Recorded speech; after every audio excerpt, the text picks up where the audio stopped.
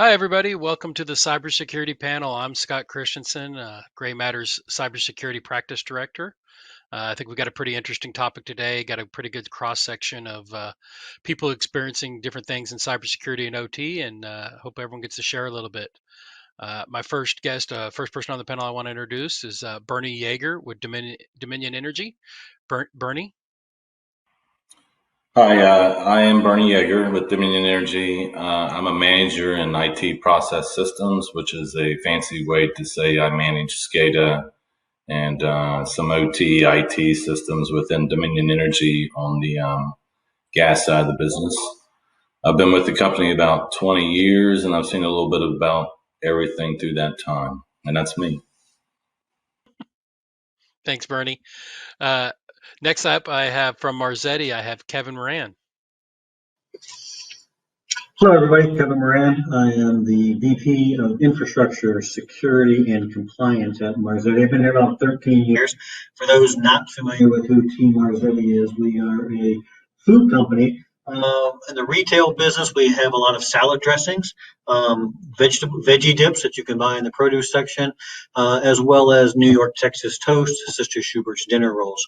And then we also enjoy a very good-sized business in the food service side, which is essentially building sauces and dips for a lot of the restaurants, both casual dining, fast food, and most of the pizza chains across the country. Corporate headquarters here in Columbus, Ohio, and we have almost 20 manufacturing plants across the country manufacturing our products. Thanks, Kevin. And last but certainly not least, someone who sat on both sides of the desk, Mr. Tom Walker. Hi, my name's Tom Walker. I work for GrayMatter as a cyber solutions consultant, and I do implementation of cybersecurity products, network products, any type of systems that we need to implement to secure any of our customers' networks and infrastructures. Thanks, everybody. Appreciate you joining. And I want to remind everybody there's a question and answer side. If you'll go ahead and enter any questions, we're happy to field them. And I'll kind of kick off with one of the first ones. When we're looking at starting, what are the biggest challenges when you're looking to start an OT cyber program? So with that, I'll go ahead and ask Bernie first. So Bernie, when you're starting a cyber program, what are some of the challenges that you have to consider or overcome as part of the process? The largest part is scope, obviously, the scope of what you're trying to do, as well as acquire that support from the overall business structures of funding or that support practice that, yeah, you can build anything, but eventually there's a cost in supporting that infrastructure that you put in. So those are the biggest challenges. And you really need some good business cases, drivers of whether it comes from a penetration test or a vulnerability assessment as to what makes the greatest amount of sense. I mean, obviously protecting our infrastructure is critical. Anything that you drive home that point to make it more successful in the overall effort is the biggest accomplishment. Okay. Kevin, I'll throw it over to you. Same question. Yeah, I kind of support what Bernie said. I think it's getting the support of the organization. And even long before I go for funding, it's getting the decision makers to understand that OT is a risk out there. I think when they hear the word, cyber, they think of IT, and OT is usually not even in anybody's, in their mind. And so they either assume there's some sort of air gap or that nobody has the ability to get into the OT side and then ultimately penetrate over onto the IT side. Tom? Yeah, I agree with both Bernie and Kevin. It seems to be around funding and coming up with that business use case. How do you develop that from a blank slate and try to get everybody's buy-in to let's look at this as a part of the business. It's not just this kind of thing sitting off over in the corner. As you said, it used to be air gap, but that's no longer the case. So we need to make sure we're securing it and make sure it's part of your overall cybersecurity plan across the whole IT, OT infrastructure. And a question from the audience. This is a pretty good one. From a security perspective, what do you look at when buying an IoT device? So, and I think I'll take this a little bit broader. When you look at kind of any kind of solution when it comes to cybersecurity, what are the things you guys look for when evaluating and kind of selection criteria? And I'll start with Kevin this time. Well, when we're buying any technology, hardware, software, doesn't really matter. I mean, we start with the vendor, and before we onboard a vendor, right, there is about a 5-page questionnaire that they're going through to answer our questions as to how they address and how they approach security and how they build it into any of their hardware or software. So it starts really there with what's at their core. Are they interested in doing that? And then we have our internal standards and our internal processes. It's a matter of how well do those, what they are trying to accomplish with their tool set, mesh with ours, and then how do we mitigate any risk that could be brought into the environment. Okay. Bernie, what are your thoughts? I cannot add anything to Kevin's response. I mean, it's fun to how that's fair enough. Absolutely. So, a question from the audience. And I'm going to take it up a level. Just in general, what do you guys see as the biggest threats for specifically SCADA systems, since we've got a couple of SCADA, but also in general, what do you guys see as the largest threats kind of in industrial environments? And I'll start off with Tom on this one. One of the biggest things we see is those networks that by tradition we're air gapped, and people say, oh yeah, we're air gapped. And when you really start doing an assessment, looking at deeper into the network, well, we did connect it so this contractor could do this, or we did this over here just so we could get analytic data out. So those traditional air gaps don't really exist today. So I see that being a common thread as I do these assessments across all of our customers. Things are put together just to make things work, and security is kind of a sidebar on that. Kevin, your thoughts? Yeah, I think the challenge is the threats are continuing getting more sophisticated, right? And so I think that is the challenge in trying to keep up with this, what's happening, whether it's in the SCADA world or in the IT world or any other world. Just trying to play, it's a cat and mouse game, and it's a matter of trying to stay, not becoming the victim. Next one. So this is a pretty good one. And I'll start with you, Bernie, on this one. So when you're looking to try to decide, how do you decide what you want to protect in your environment first? What are the kind of components when you got to decide what, the Sophie's choice of cyber, right? So how do you guys use that? What do you use to evaluate and kind of decide what do I want to protect first? Because there are so many threats out there, and you can't plug all the holes, right? I'll go ahead and start with Bernie. Yeah, so defense in depth is the term we often use at Dominion as the protection levels and such.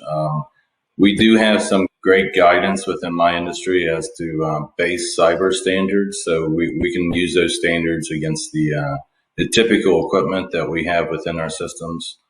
Obviously, you have to protect that core part of your system that's doing the overall function at all costs. So whatever that is in your environment, whether it's a PLC, a SCADA host, you just develop the appropriate standards through the guidance. Kevin, what are your thoughts? It starts with the risk assessment. And so we all have our budgets. The whole IT organization has a budget, and some percentage of that will be spent on security. So it's really you don't have enough money to block all the holes. So it's a matter of where is the biggest risk, and that risk assessment determines where is the largest hole, and then you kind of build your program to try to fill as many of those holes as possible. Bernie's right on the money in terms of depth and defense.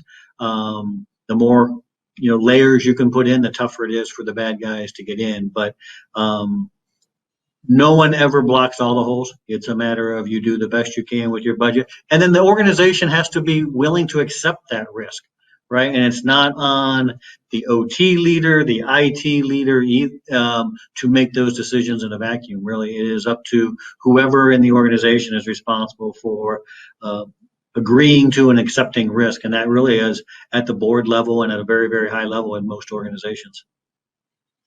Yeah, I think I wholeheartedly agree. Even as moderator, I'll kind of give my 2 cents, but I think 100%. I think it's all about shrinking the risk, right? So where do I get the highest value to shrink down that footprint a little bit more and try to, arrange the highest criticality? Tom, what are your thoughts? No, I agree.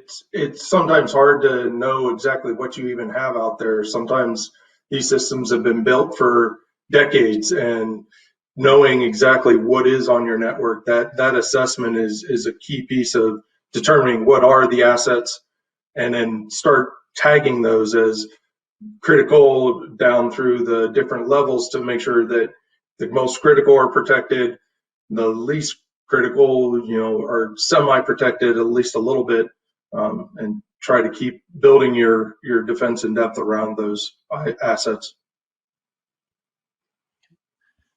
Here's a really good one. How do you explain the importance to owners' management of OT staffing and security in general outside of the typical IT departments? So how do you, Kevin? I think you started off with talking about a lot of times the value in OT cybersecurity is not there. What are the ways you kind of show that the risk and try to explain why there needs to be an investment in protecting the operational infrastructure?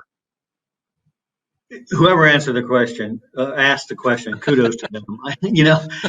It is a challenge. And the way, you can sit and, try to educate or try to, shout from the highest mountain as much as you want. What I found to be most effective is do the assessment. Just have an OT assessment. In this case, an OT assessment done. It's the equivalent of doing a penetration test on the IT side, right? Do the OT assessment and show them the results. I think people will be shocked at how vulnerable that network is when they thought it was air gapped or they thought it was completely isolated. The assessment that we had done at the organization, I was surprised. I mean, for 13 years I've been here, I was told that there was an air gap. There was an air gap. And then lo and behold, somebody, to either Tom or Scott's point earlier, in the zeal to get work accomplished and improve efficiency at the plant, they crossed that border. And so you need to really do the assessment. And then do it frequently. This COVID-19 pandemic, it changes things, right? So where you may have had a plan on January 1st of what you thought you're going to do in 2020, come March 16th or 17th or whenever, you may have to readdress and shift funds to take on something else because of the work from home. Yeah, that's a great answer. Bernie, what are your thoughts? How do you get management and kind of the decision makers willing to invest or have a conversation about putting the dollars towards the OT security practice? It's really a relatively easy sell if you have the right case. I mean, if you watch the news and you see different organizations that have a cyber event, or you have third parties that you employ to do certain businesses for you, and you hear about, well, they were hijacked, their whole system was locked out, and it was either pay the ransom or rebuild from scratch. You do not want to be that business unit saying that happened to you. So like once you come up with those cases, you just try to present those to management without sounding the alarm, but from a practical perspective, I mean, the threat is real. It's out there. Mm-hmm. Another question from the audience. This is a pretty good one since we've kind of talked about assessments, but how often do you guys audit or use OT infrastructure and use methods? Are you internal, external? How often do you guys put the cycle together for assessments? I'll start with Bernie on this one. Presently, for our critical sites, we're doing an annual effort. A security firm is deployed, and they come in and evaluate. So external. In typical times, it'd be a 3-year process typically, but right now we're kind of at an elevated perspective. Tom, since you do a lot of these assessments, what do you usually see for the kind of cycle for people for, how often do they do it? Do they do it often enough, or should they be doing it more? What are your thoughts? It varies from company or industry, but For most part, I'm seeing an increase. There are a lot more companies trying to do a yearly or even a every other year, and in that sometimes augmented with internal or external, depending on the resources available within the company. And Kevin, yeah. For a decade or longer, right, we've been doing annual penetration tests, and that just kind of automatically renews every year through that budgeting process. This year, we are early on in our OT side, so we did our first one this year. And so it is my intention for at least for the next several years to do one annually. I also have, as I mentioned earlier, almost 20 manufacturing sites. And where you'd like to think that you have a standard set up from one plant to another, that's probably not the case. And so I probably will have to cycle that through and do multiple sites and just to ensure that we haven't opened a hole in some plant that I'm not paying that much attention to. Okay. And then another question, vendor security assessment. Do you regularly use any third-party tools? Do you rely on paper? And then what are some of the best practices around that? Kevin, I'll let you lead this one. If you're talking about third-party assessment, there are a lot of good tools out there. I do not own one today. I would like to, but again, where are you spending the money, right? And so right now it is a very paper process. Again, we're fortunate that we don't have the number of vendors that we're leveraging is somewhat contained, and so the paper process hasn't become overwhelming. But if the number of vendors is overwhelming, you would absolutely have to go to a third-party assessment tool. Okay. And then what are some of the best practice around continuous monitoring? So I'll start this one off with Bernie because I know you guys have engaged pretty heavily in using some tools. So what are your thoughts and kind of the best practices around continuing monitoring OT assets? Now, obviously, we've deployed a few solutions from GrayMatter and continuous monitoring at some of our golden standard plants and facilities, and it's critical just to determine if there's anomalies in place, making sure what is normal and what is not, and knowing that who is within your facility. Hopefully, it's just the good guys and none of the bad guys are in. And we've integrated those solutions with our cyber operations center, so that when the flags arise, they contact the business, and we make sure that we have the right security in place and nothing's going on. So it's a critical part of what you need to do. You can protect the border, but you need to obviously maintain what's inside and knowing what's going on. Tom, what are your thoughts on continuous monitoring? And I also kind of want to lead this into a little bit of the thought process between kind of the SOC seeing everything, and for those who know, Security Operations Center is SOC, or having an OT specific view into the incidents, because there's always that challenge of, well, the IT group doesn't know what the assets are doing or what this code might mean, but the flip side is the OT doesn't usually have eyes on glass and don't know how to respond to incidents. So kind of, I'd love to hear your thoughts kind of on how you would approach continuous monitoring, and where does it belong from a monitoring as well as an incident response side. Tom? One of the biggest challenges is, like you mentioned, the IT versus OT. The tool sets developed for IT are very active scanning. There's few that are passive, but most are trying to actively scan the infrastructure and can cause issues on OT networks. So you need a tool that's specifically designed around an OT infrastructure so that it's passively monitoring, only active monitoring in targeted solutions or targeted situations. But you want to make sure that they aren't impacting your daily business. But it's very critical to constantly know what is going on my network. Is there any adversaries inside the network already?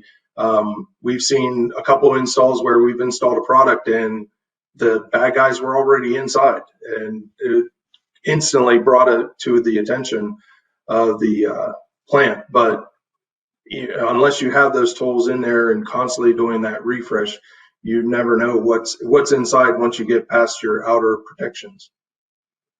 Okay. I'm getting the signal that we're starting to run into time. I really want to thank everybody on the panel today for their time. I really appreciate the insights. Everybody, we're a few of us will be joining in the experts lounge. If you want to kind of hit us up and ask more questions, I'm happy to answer anything. And with that, I'll try to invite everyone to go over to the GE Digital presentation. It should be starting any minute. And thanks everybody for their time today. Enjoy your day. Thanks. Thanks everybody.